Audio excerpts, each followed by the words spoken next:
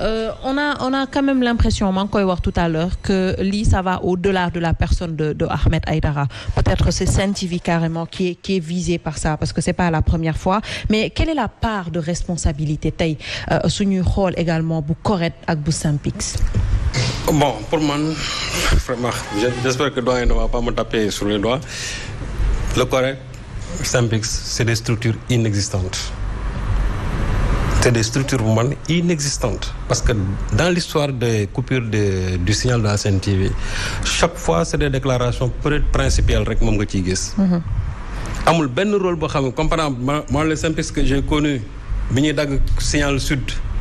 bi ñuy néewal doole waa sud quotidien dans les années 90 mobilisation yooyu doon am ba nit ñi doon dafay écran noir sous le règne de Wade quand on parlait du fameux monstre quand on a mobilisé tous les acteurs de la presse Madiambal Diagne bi ñu ko jàppee fii quand les gens sont mobilisés en 2002 loolu c'est encore frais dans nos mémoires on avait un syndicat très fort qui défendait la liberté de la presse mais aujourd'hui on a l'impression que le Synpics tour la rek le correct tour la rek amul benn rôle boo xam ne dañ koy jouer la preuve 3 fois bi mooy 3e fois boo xam ne ñu ngi coupé signal Sen TV et je suis sûr et certain que si on avait tapé fort pour une première fois bala ñuy coupé waat signal bi dinañ ko xalaataat ko mais s'il y a une 2e et une 3e fois mais c'est parce que aussi on a prêté le flanc et on a laissé faire mobilisation bi ci presse bi waroon am en tout cas suudeewu pour jàppale waa Sen TV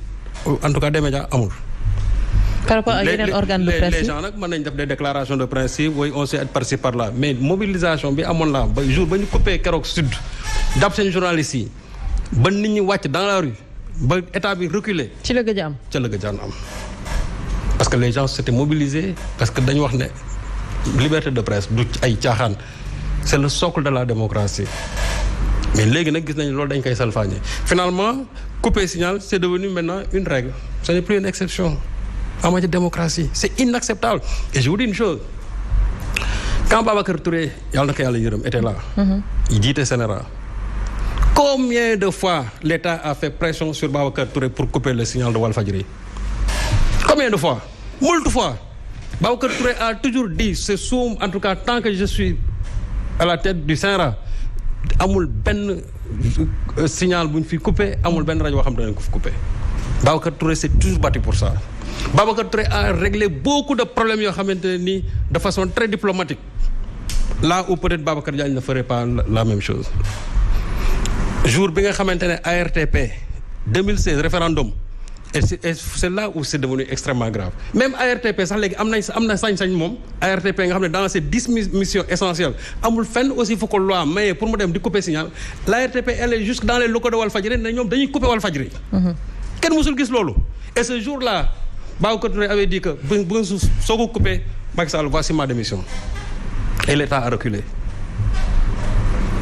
Babacar Touré s'est toujours battu pour défendre la liberté de la presse mais loolu sous le règne de Babacar Diagne nag moom man li mu la wax naa leen ko Babacar Diagne c'est quelqu'un qui est habitué tout simplement à se soumettre depuis le temps de Diouf passant par Wade jusqu'à aujourd'hui à Macky Sall loolu la xam Babacar ne connaît que la soumission moo tax aussi chaque fois que on lui donne comment dirais-je des consignes des instructions il ne fait que les appliquer le problème de Ahmed Aïdara li mu njëkk a wax dans la mise en demeure dañ ne Ahmed Aïdara après les élections à l'issue desquelles il a été élu maire de Guédiawaye ne cesse de faire sa promotion et de son bord politique et de dénigrer le côté opposé des citoyens déjà mi ngi dugg ci loo xamante ni c'est pas son problème combat politique il va faire un combat politique par procuration te loolu du cëram su fekkente ne revue de presse bi dafa am problème il n'a qu'à cibler ce programme là wax ci programme bi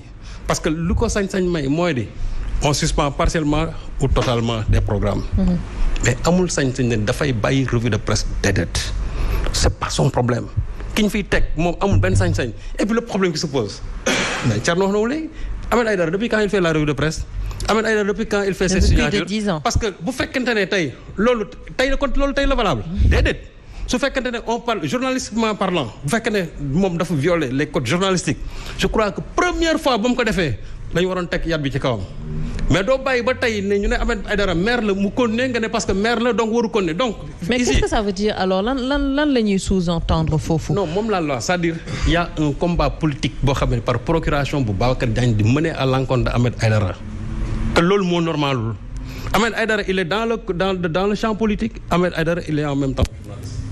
buy wax ay wax na en même temps il fait sa promotion et il ne cesse de dénigrer le côté opposé.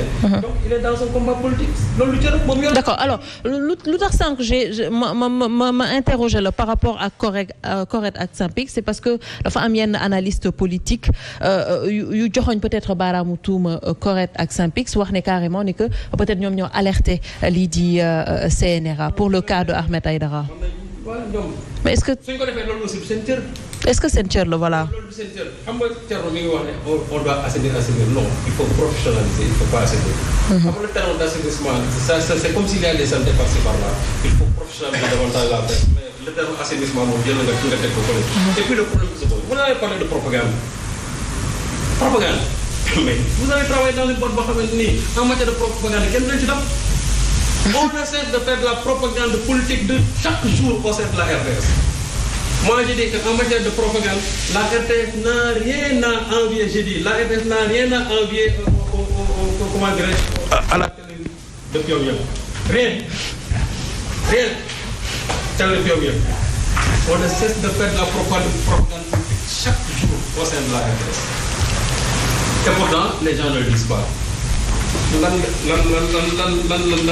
lañu wax parmi les missions ñu ne le Sénégal veille à l'objectivité et au respect de l'équilibre dans le traitement de l'information loolu lañu wax par les médias audiovisuels et au respect à l'accès équitable des partis politiques et des syndicats et organisations citoyennes aux médias audiovisuels mais mos ngeen a gis benn yoon RTS bu toll nii RTS sous le règne de Macky Sall. Un parti d'opposition organise une manifestation ñu couvrir ko. On ne cesse chaque jour de nous présenter tout simplement les activités de Benno Bokk Yaakaar du président de la République du chef de l'APR. ki gën a ñàkk solo APR tey bu defoon benn meeting de soutien ñu génne ko au moment où des leaders politiques yu nekk fii. des leaders politiques laa de affirmé nekk fii. ñoom bu ñu defoon tey seen meeting man la kenn du ko génne loolu waa RTS suñ ko teg. D'accord. te ce que les gens ne savent pas. Oui. RTS boobu li koy alimenter.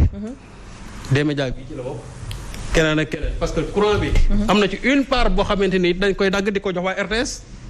donc on est en train même d'alimenter des concurrents. et pourtant RTS boobu ci bopp nga xamante ne Sénégal yëpp boobu là aussi il faut que les gens le sachent.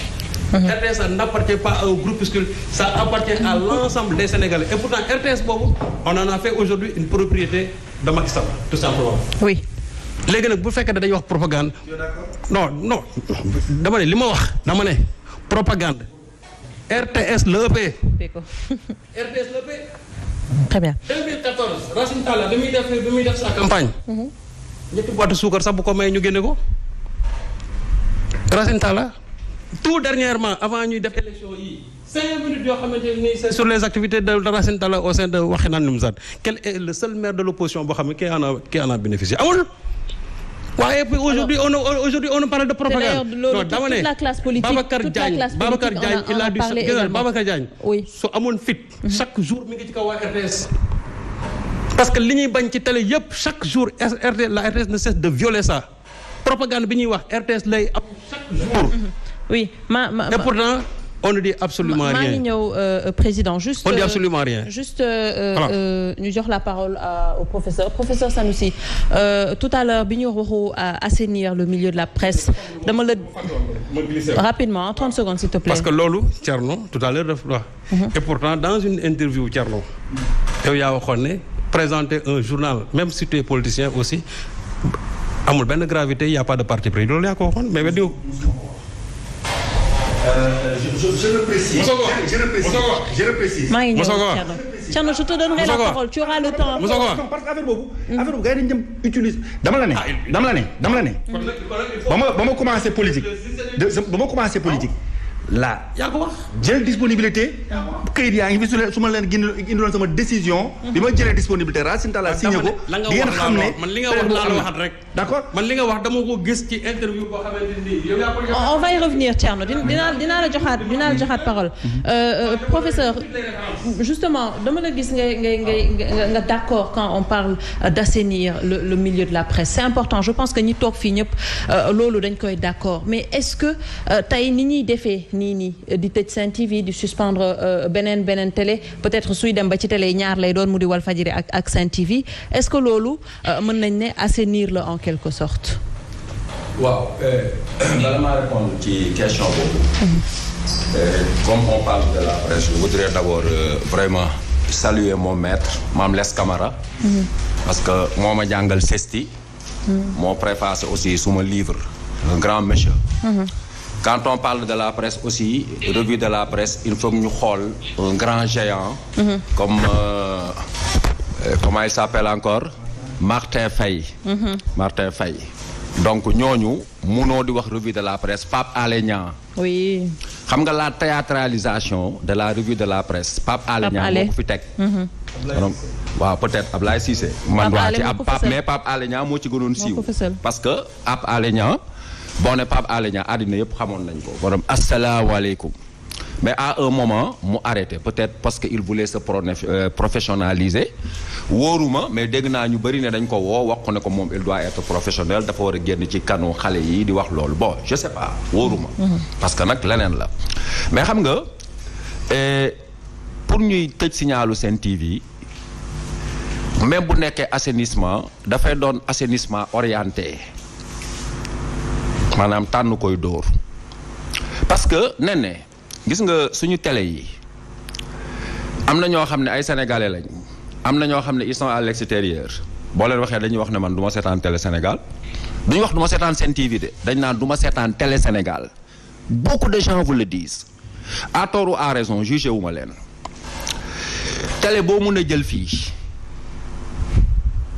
muy animateurs yi muy journalistes yi muy chroniqueurs yi muy showman yi ku ci nekk wax nga ci télé lu jaroo ñu tëj télé ba toutes les télévisions du Sénégal man parfois ma toog mais xoolal téléfilm yi ñuy seetaan ana Sénéra de contenu la ñuy wax les téléfilms c'est de la pornographie théorique en direct mais c'est la vérité ana Sénéra téléfilm yooyu dafay daw Sen TV dafay daw RFM TFM dafay daw yeneen télé ñu koy seetaan te gis ni c'est des yoo xam ne nii dañ koy créer pour attaquer l'éthique publique mu yàq xale yëpp léegi ana Sénéra xam nga Ablaye Wade bi mu ñëwee fal Babacar Diagne sama yaay dafa toog ba chaque mu ne Ablaye Wade daal moo baax Ablaye Wade mooy gor ma ne ko non du question de gor question de stratégie politique la rek mu ne ma déedéet Ablaye Wade dafa baax